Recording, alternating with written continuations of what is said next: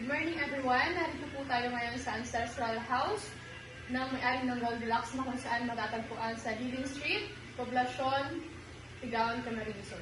So makakasama po natin si Ms. Annabel Dillon, isa sa pamangkin na may-ari ng Goldilocks. So maraming salamat po sa pagpaunla kayong araw. So, Good morning. Good morning. So, ang una ko pong tanong is, maaari po bang malaman kung ano ang history ng Goldilocks at ano ang kaugnayan nito sa logistic? Sa aking pagkakaalam, ito ay nagmula sa tatlong magkakapatid na babae. Ngayon, ang Goldilocks wala pa at ito ay sa bahay lang.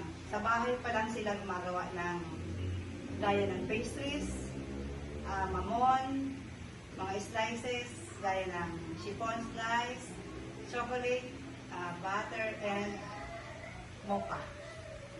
Ngayon, ang nangyayari po, ito ay ibinibig na nila sa mga schools. Dinadala nila sa mga schools at ginagamitan lang nila. Wala pa silang mga sasakyan na malalaki, kundi ang kanilang mga car, mga private na sasakyan. Yan ang bale naglalala ng mga paninda sa mga schools.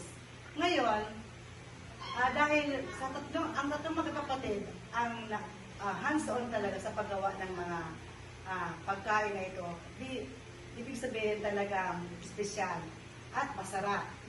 Kaya sa kalaunan, nagustuhan at parang maraming demands na dumami yung mga nag-o-order at naisipan nilang gumawa ng malaking production. Nag-umpisa na sila sa production sa Mandaluyong at ito ay tinatawag nilang gym. Ang Go, Ye, and Benesis. Yan ang tatlong magkakapatid. Diyan sa gym na yan, nandyan yung production ng cakes. Nagkaroon na sila ng cakes. Mga rolls, mga brass, diversities, mga ganyan, mga brownies, lahat ng pagkain.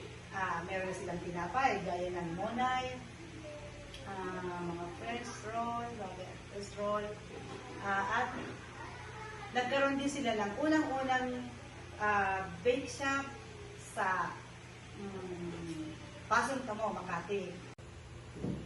Habang tumatagal, lalong dumadami yung mga order.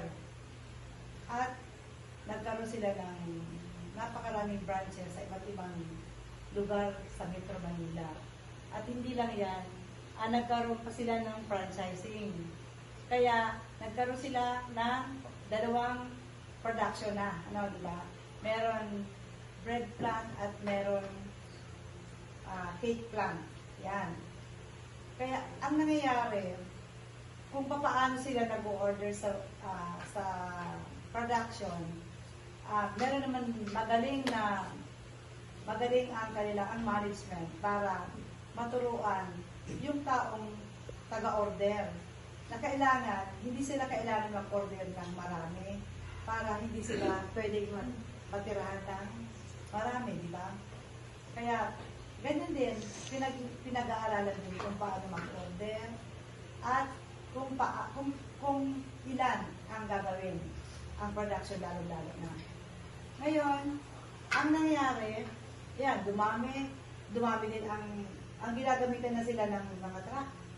Malalaki ng truck ang ginagamit sa kanila kasi ang each branch, meron din isang truck na nagdadala sa bake shop ng paninda.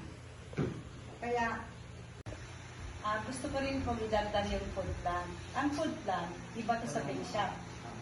Iba sa cakes, ito ay yung mga pagkain na dinadayo ng marami para doon sila mag-lunch.